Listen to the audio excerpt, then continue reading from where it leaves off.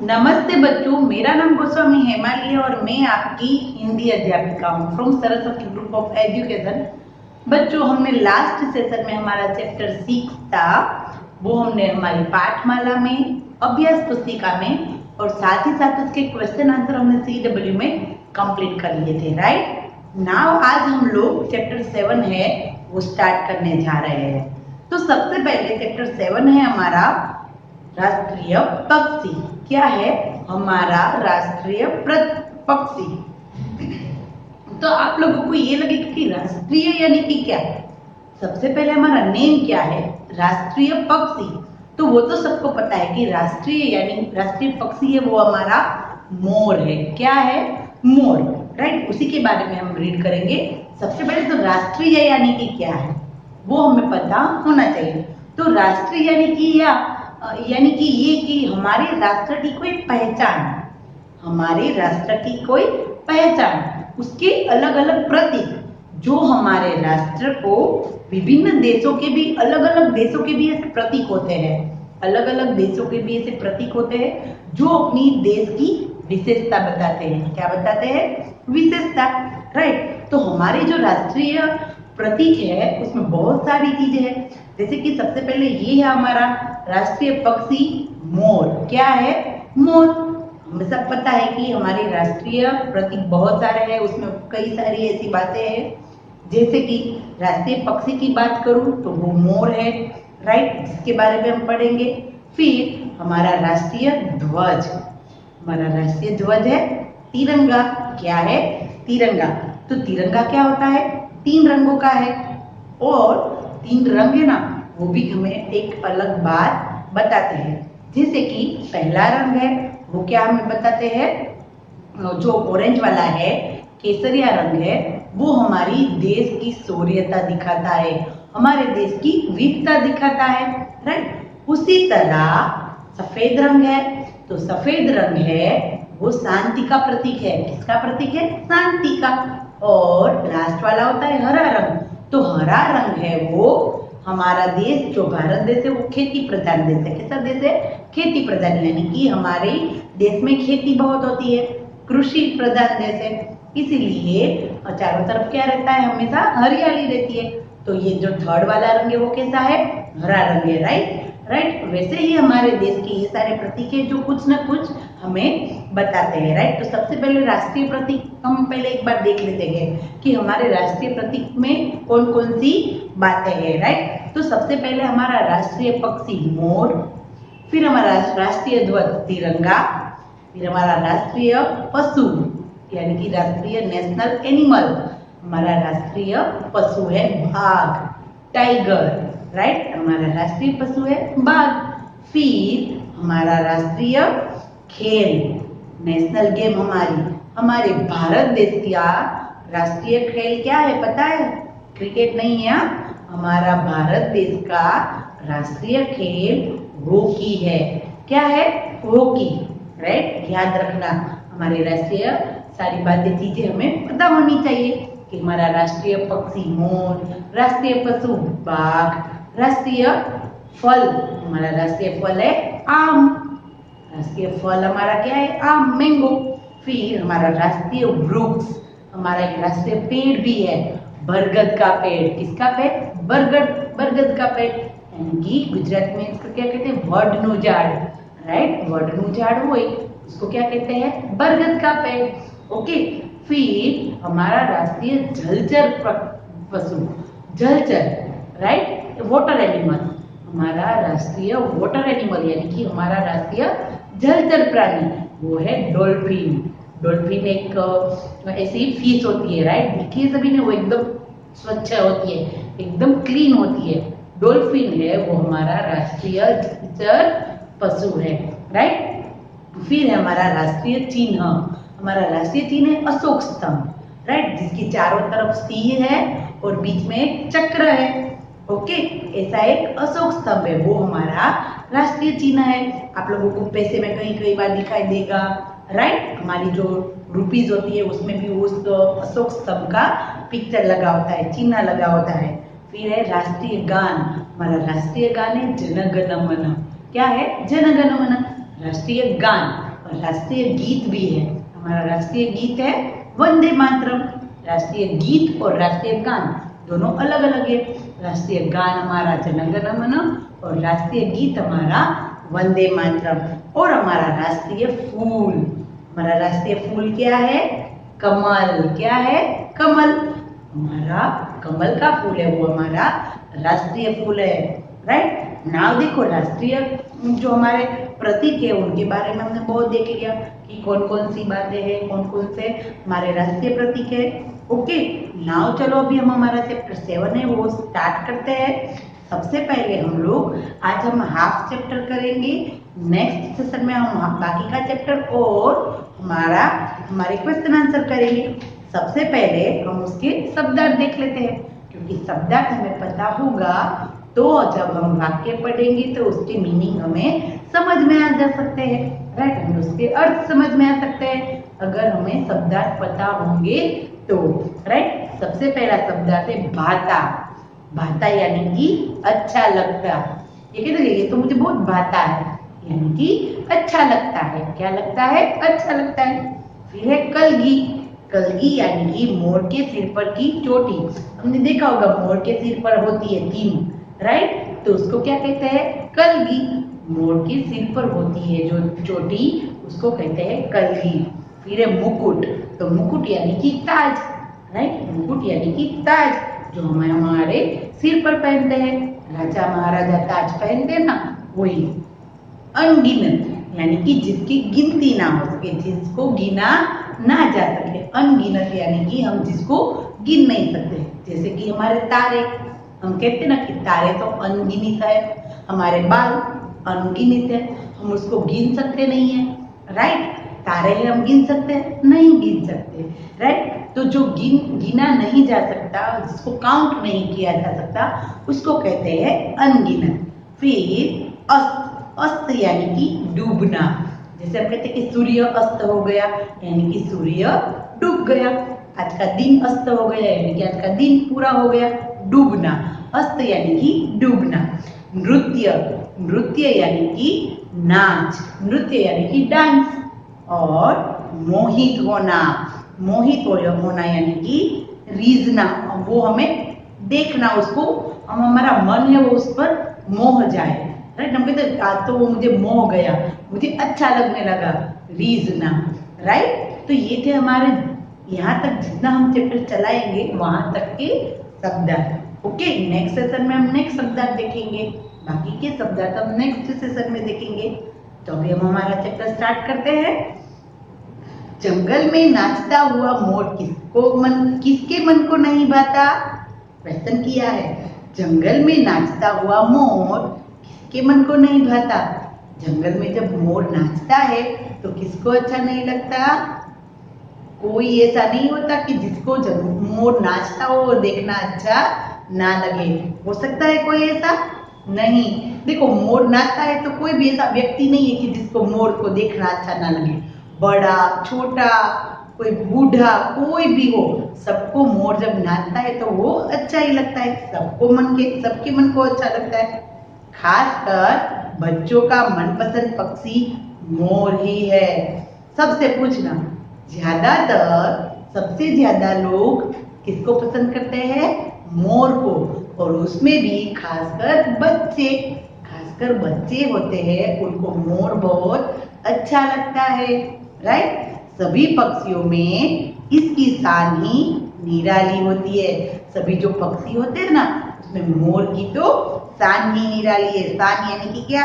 कि वो उसकी जो रुआब होता है, राइट उसकी तो शान बहुत है। उसका जो पूरा व्यक्तित्व है वो इतना अच्छा होता है, प्रभावक, कि वो सबको अच्छा लगता है। सभी पक्षियों में, सारे पक्षी देख ले आप, कौवा है, कोयल है, गोरैया है, राइट बहुत सारे आप चिड़िया देखिए तो सभी में मोर है वो सबसे, उसकी तो बात ही कुछ निराली है। मोर के सिर पर लगी कलगी किसी राजा के मुकुट से कम नहीं लगती।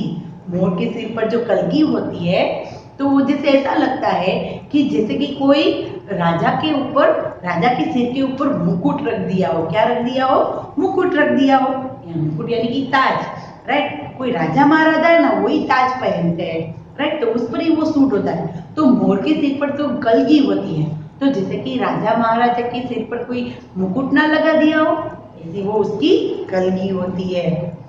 मोर, तभी तो मोर पक्षियों का राजा कहलाता है। तो पक्षियों का राजा कौन हुआ? मोर। क्या हुआ? मोर।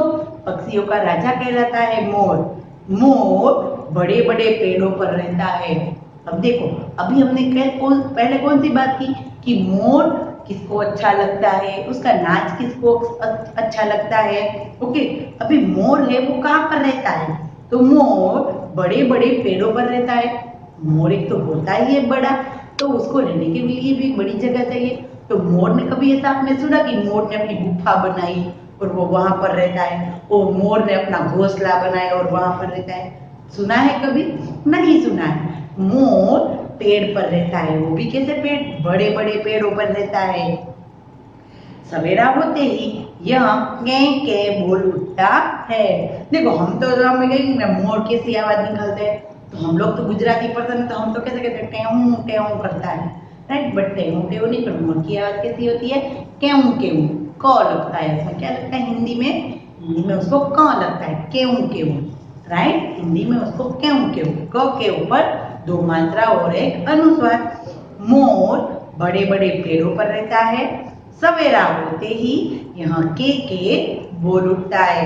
मोर पूरी रात वो पेड़ पर रहता है, पर जब सवेरा होता है, सुबह होती है, और वो के बोलने लगता है और पेड़ से उतरकर वन बागों में घूमने लगता है।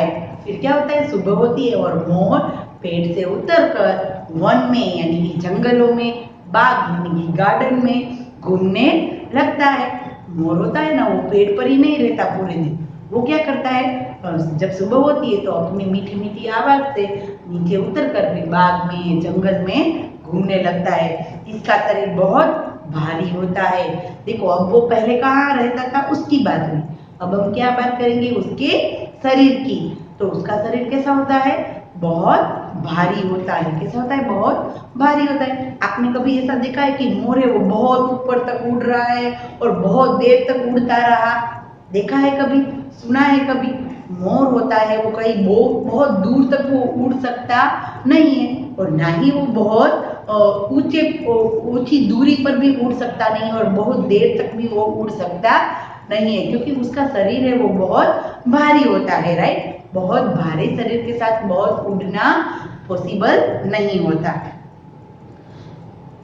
इसके पंख बहुत घने तथा लंबे होते हैं। उसके जो पंख होते हैं वो बहुत घने होते हैं और लंबे।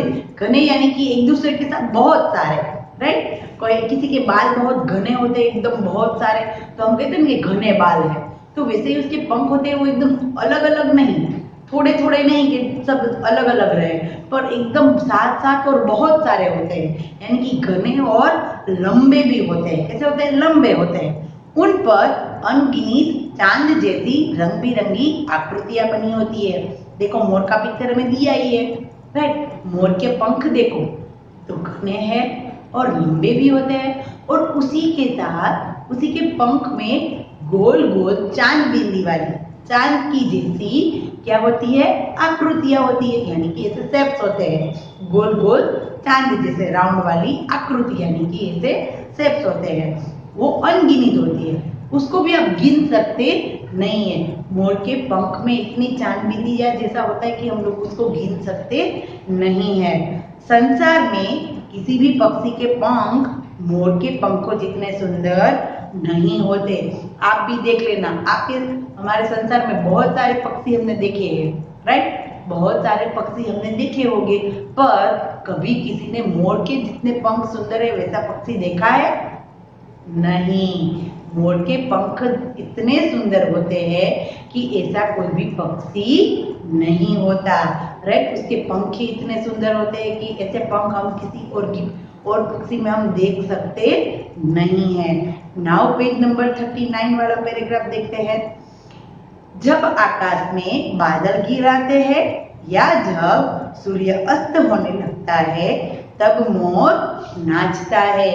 अब मोर नाचता कब है उसकी बात। सबसे पहले हमने कौन सी बात देखी कि मोर कहाँ पर रहता है, फिर हमने मोर का शरीर कैसा है, और तीसरी बात मोर कब नाचता है।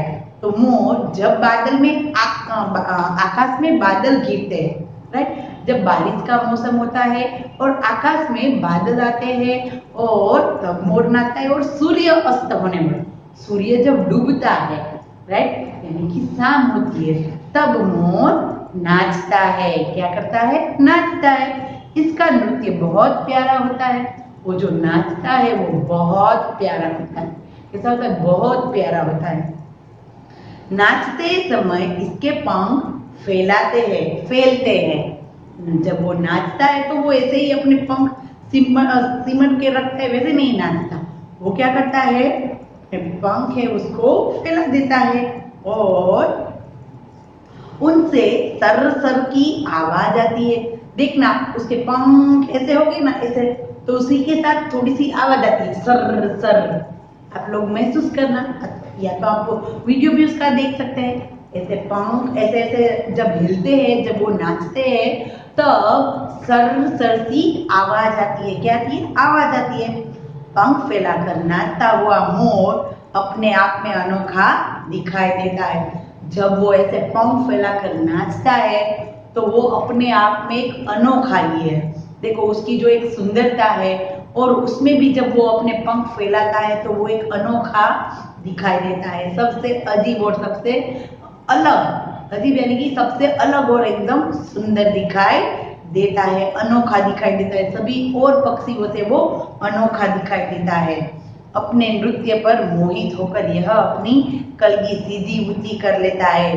देखना, जब वो नाचता है ना अपना पंख फैलाकर, तो वो अपने उस नृत्य पर मोहित होकर, मोहित यानी कि एकदम खुश होकर, उस पर रिझा कर, वो अपनी कलगी है उसको एकदम कैसी कर देता है, सीधी कर देता है, एकदम ऊंची कर देता है। देखो उसके पंख के साथ उसकी कलगी है ना, वो भी एकदम सीधी ऊंची हो जाती है।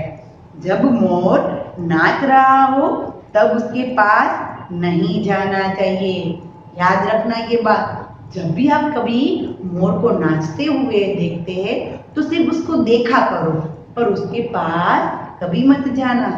उसके पास जाने से वह अपने पंख समेटकर नाचना बंद कर देता है। क्या होता है, जब आप उसके पास जाएंगे ना तो वो क्या करेगा, अपने पंख है उसको समट लेगा, यानी कि एकदम जो खुले करते हैं उसको क्लोज कर देगा, राइट, समेट लेगा और फिर नाचना बंद कर देता है। फिर हमें अफसोस रहता है कि कितना सुंदर नाचता था, और अगर हम उसके पास जाएंगे तो वो डर जाएगा और वो नाचना बंद कर देता है, राइट। और नाउ नेक्स्ट पैराग्राफ है ना, लास्ट वाला पैराग्राफ, वो हम नेक्स्ट सेशन में करेंगे। और मोर के बारे में आगे क्या है वो हम बाद में पढ़ेंगे, और साथ में उसके क्वेश्चन आंसर भी करेंगे। ओके, इस वर्कशीट में आप लोगों को शब्दार्थ लिखने हैं और मैं कुछ वर्क दूंगी, वो आप लोगों को करना है। और ये हमारा राष्ट्रीय पक्षी है मोर, राइट। इसके बारे में हमने देखा, राष्ट्रीय चीजें के बारे में देखा हमने, कौन कौन से हमारे प्रतीक है, और साथ ही में हमने मोर कहाँ पर रहता है, मोर किस किस को पसंद है, मोर कहाँ पर रहता है, डालियों पर सोता है, फिर सुबह उठ के वो वन और बाग में घूमता है, फिर उसका शरीर कैसा होता है, भारी होता है, उसके पंख पर अनगिनत चांद जैसी आकृतियां होती है, राइट। और फिर जब वो कब नाचता है तो जब आकाश में बादल घिरते हैं और सूर्य अस्त होता है तब मोर नाचता है। और जब वो मोर पंख फैलाकर नाचता है तब हमें उसके पास जाना चाहिए नहीं, क्योंकि वो नहीं तो अपने पंखे वो समेट कर नाचना बंद कर देता है, राइट। तो यहाँ तक आ राइट कि हमारा ये चैप्टर है वो उसका एक पेज नंबर 38 और पेज नंबर 39 पर हमने एक पहला पैराग्राफ है वो हमने देख लिया, और उसमें भी क्या क्या है वो भी हमने रिवाइज कर लिया है, राइट। नाउ नेक्स्ट सेशन में हम लोग हमारा जो उसका बाकी का एक पैराग्राफ बाकी है वो करेंगे और उसके क्वेश्चन आंसर करेंगे, राइट। इस सेशन में आप लोगों को जो वर्कशीट मिलेगी उस वर्कशीट में शब्दार्थ दिए होंगे, तो शब्दार्थ एक बार मैं वापस रिवाइज करवा देती हूँ। और आप लोगों को ये शब्दार्थ है वो उसके अर्थ लिखने हैं, राइट। हम CW में लिखेंगे इस बार, राइट, क्योंकि CW में हमने शब्दार्थ और उसके क्वेश्चन आंसर मैंने आप लोगों को नेक्स्ट चैप्टर 5 और 6 में हमने लिखे थे। ओके, भाता यानी कि अच्छा लगना, अच्छा लगता। कलगी यानी कि मोर के सिर पर की चोटी, जब वो नाचता है तो वो मोहित होकर अपनी कलगी होती है, अपनी जो मुकुट की तरह लगती है, राइट। एक राजा महाराजा के ऊपर मुकुट की तरह जो कलगी लगती है वो, तो वो एकदम वो सीधी और ऊंची कर देता है कलगी, राइट। मुकुट यानी कि ताज, जो राजा महाराजा पहनते ताज। अनगिनित यानी कि जिसे गिना ना जा सके। और अस्त, अस्त यानी कि डूबना। और नृत्य यानी कि नाच, डांस। और मोहित होना यानी कि रीझना, राइट, यानी कि एकदम उस पर मोहित हो जाना। हम भी मोर को देखते हैं तो हमें कैसा लगता है, एकदम मोहित हो जाते हैं। देखो, अगर आप कहीं जू में गए हो ना, खासकर मैंने तो देखा है कि जूनागढ़ है हमारा, और उस जूनागढ़ में हमारा एक जू है, राइट, उसका नाम है सक्करबाग। सभी ने देखा होगा, राइट। वहां पर देखा है आप लोगों ने, व्हाइट कलर के मोर भी है, सफेद रंग वाले मोर देखे हैं सभी ने। तो देखना आप लोग, सफेद रंग है उसका, तो भी वो इतना प्यारा लगता है, इतना सुंदर दिखाई देता है। वो रंग बिरंगे पंखों वाला नहीं है, एकदम पूरा सा सफेद है, तो भी वो इतना अच्छा लगता है। और मैं तो जब जब भी उसको देखती हूँ ना, तब वो एक बार तो अपने पंख फैलाकर नाचता ही है। मैंने तो ऐसा बार बार देखा है वहां पर। आप लोग भी कई बार वहां पर अगर जाओ तो देखना, और आप थोड़ी देर वहां पर 5 मिनट रुकेंगे ना, तो भी वो अपने पंख है ना यूं फैलाकर नाचता है, एकदम है सफेद, तो भी वो एकदम अच्छा लगता है। ओके, नाउ नेक्स्ट सेशन में हम बाकी का पैराग्राफ करेंगे और क्वेश्चन आंसर करेंगे। तो तब तक के लिए बाय।